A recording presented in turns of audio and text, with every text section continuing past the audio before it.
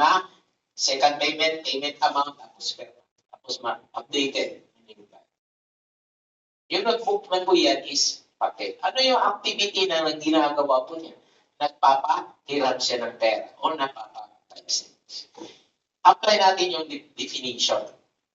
Sabi pa nga dyan, it is an individual or institutional activity.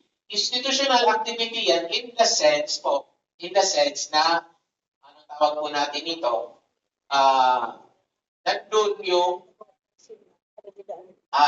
Indiano. Kasi siya lang mag-isa eh. Individual activity po siya. Tapos, sabi pa nga niya, sabi pa ang definition, yung records daw, kaya, as a result of individual activity. Tapos, meron siyang napoproduce na records na merong content. Doon saan dala niya yung notebook, meron yung content. Ano yung content? Pangalan ng tao, signature, amount, yan. As to the context, ano ba yung purpose? Basis po niya sa pagpahingi ng bayad doon sa nangutang sa kanya. Is the context. Ano yung structure that is expected? Is it evidence yung dala niya notebook na yan na merong activity nangyayari? Yes! Evidence po yan. Because that would be an evidence that, for example, for the collection of a sum of money, kung may karasan. So yan. Kasi ano ba ebidensya sa sabihin siya na benta? Ano ba ebidensya na utang ako sa iyo? Wala kang nagdalang listahan eh. So meaning to say, pag isang record lang, meron ng content. Kung sa electronic pa to, merong metadata. Text, symbol, images, substance, meron siyang context. Meaning to say, ebidensya siya. Gagamitin siya. Meaning to say, ano yung purpose? Meron siyang structure, ano yung physical?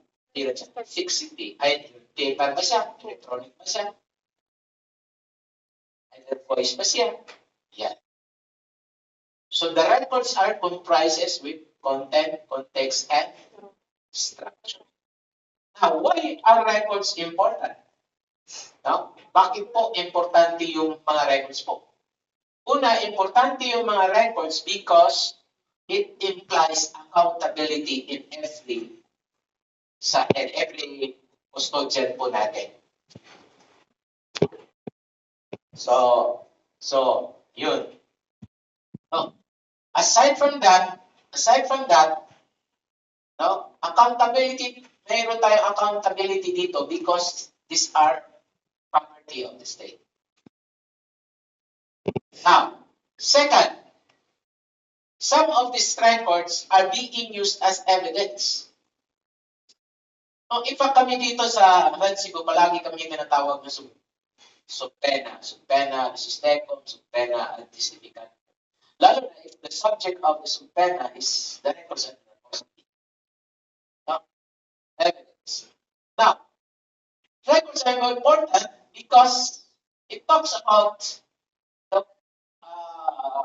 operations of our office. So, kailangan natin gagawa tayo ng pamaraan para maging smooth operation natin. Especially as to the retrieval of the records. Kaya nga, meron tayong file plan. Now, when should be a records created?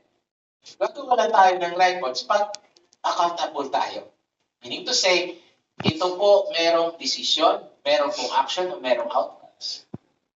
Let's say, ano ba yung output dito sa seminar? Certificate of accomplishment. No?